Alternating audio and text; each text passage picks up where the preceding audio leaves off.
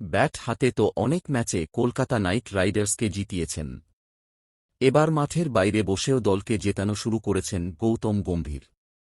Mentor হিসাবে তাঁর ভূমিকা কী, তা লখনৌ সুপার জায়ান্টসের বিরুদ্ধে দেখিয়ে দিয়েছেন তিনি। গম্ভীরের কাণ্ড ভাইরাল সমাজমাধ্যমে। এর আগে ২ বছর লখনৌয়ের মেন্টর ছিলেন গম্ভীর। দলটিকে হাতের তালুর মতো চেনেন তিনি। সেই সুবিধা কাজে লাগিয়েছেন তিনি। লখনৌয়ের ইনিংসের ১২তম ওভারের দ্বিতীয় বলে নিকোলাস পুরানকে আউট করেন আন্দ্রে রাসেল।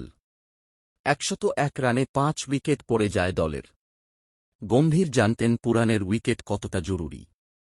পুরান আউট হতেই দেখা যায় জোরে জোরে হাততালি দিচ্ছেন তিনি। তারপরেই মগজাস্ত্রের প্রয়োগ করেন কেকেআর মেন্টর।